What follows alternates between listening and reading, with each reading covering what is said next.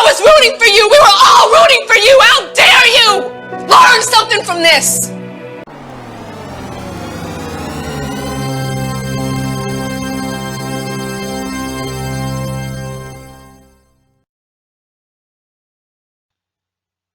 Welcome back, guys. Today we're going to continue our NFL predictions with the Detroit Lions. The best season they've had since 1991. Easily. Lions became the lovable creatures that we all know and love. Everyone, when you saw the Lions on the field, I felt like no one rooted against them. Even their own opponents wanted to see this team succeed, and boy did they succeed. They live by the sword, and they die by the sword as well. More on that in a bit. But for the Lions, this season has a lot of expectations. Can they repeat the success they had last year? Are they going to be a fixture in the NFL? Or was it a one-year fluke?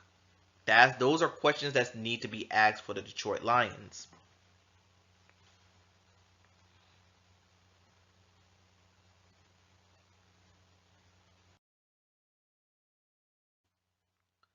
But for now, they're scheduled because they went 12-5 in the season, which included a very, very good opening day win over the Kansas City Chiefs. Thank you, Kadarius Toney.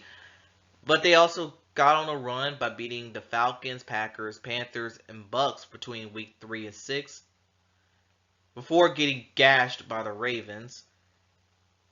Their rated game week 8, that was closer than what people thought. The scoreboard did not tell the story of that game.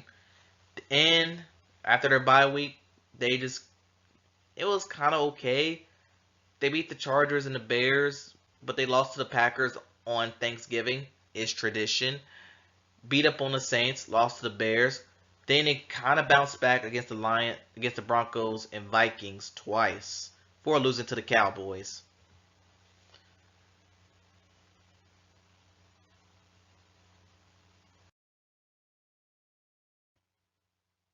And they won in the NFC. They won the NFC North for the first time in 30 years. But what did it cost them? They had to beat their other hometown hero in Matthew Stafford in the wild card round. I know winning a playoff game for the first time in 30 years helped out, but the fact that it was against Matthew Stafford was a little bit bittersweet. But they also beat up on the Tampa Bay Buccaneers. That was actually one of the more underrated games of the year, if you ask me, before losing to the San Francisco 49ers 34-31 when they had a 24-7 lead.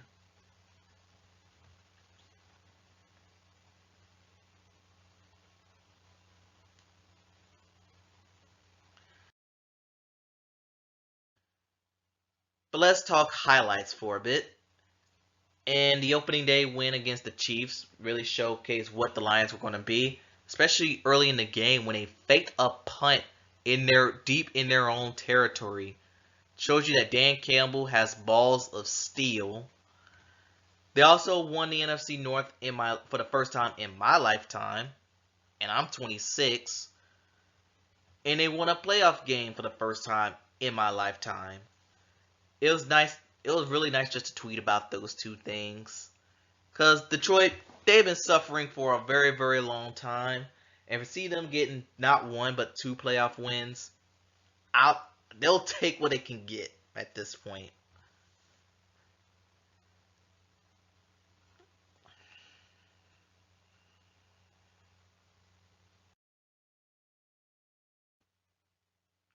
And now for the lowlights. They got screwed over by the Dallas Cowboys.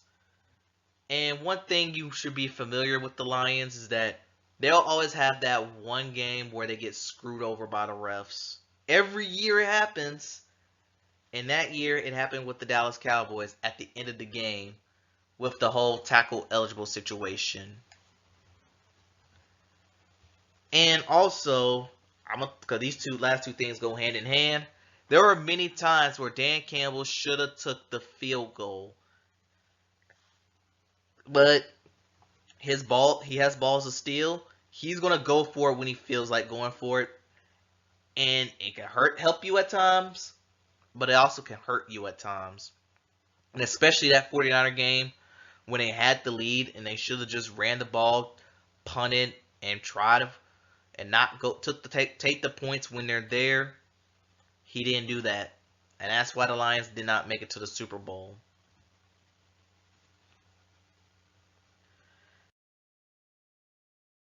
And now, looking at their acquisitions, and honestly, they made some good ones. They added Carlton Davis from the Tampa Bay Buccaneers. They actually traded for him.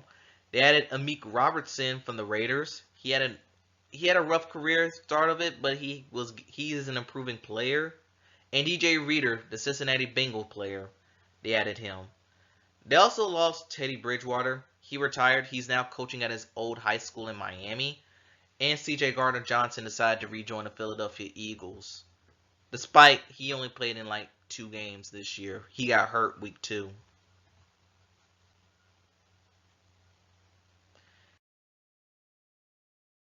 And in the draft, they continue to emphasize the secondary by drafting Terrion Arnold from Alabama and drafting Enes Reichstraw Jr. from Missouri. So, Aaron Glenn, you have no excuses this year. And I also really like their Sione Vaki pick, the 4th round from safety from Utah. I like that pick a lot as well. So for the Lions, can they repeat their repeat their sex? Can they repeat their success, or would it be all fool's gold? Let's take a look.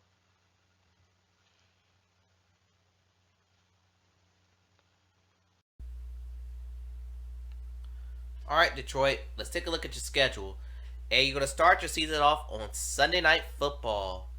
Better yet, your first 2 games are going to be the last 2 playoff wins the Lions had. And that's going to be against the Rams with Matthew Stafford and the Buccaneers, who now has Baker Mayfield. And I think the Lions, since they have Super Bowl aspirations, a nice 4 start will really boost Lions morale in the season. How about we make that a 5-0 start when they avenge their defeat over the Dallas Cowboys? And another early bye week 5 early bye. This could cause some problems. But anyway, week 7, they got the Minnesota Vikings. I am going to win here. It's going to 7-0 start after they take care of the Tennessee Titans. But I'm going to give the Lions their first loss of the season to their hated division rivals, the Green Bay Packers. And in week 11, another loss to the Houston Texans on the road, which I think this is a Sunday night game. But week 11 against Jacksonville, they're going to rebound with the win. And week 12 against the Bulls, I'm going to give the Lions another road win. But against Bears home, I am going to have them lose to the Bears at home for Thanksgiving. But I do have them early season loss. Packers, and hopefully there'll be Hail Marys involved this time.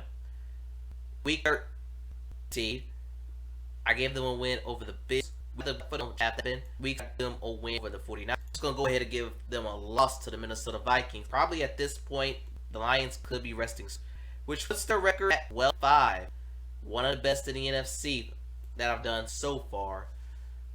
And hopefully the Lions could kick through the door and get that elusive first Super Bowl trophy. But anyway, tell me what y'all think in the comments below. Thanks for watching. Gamble safely, and I'll see you next time.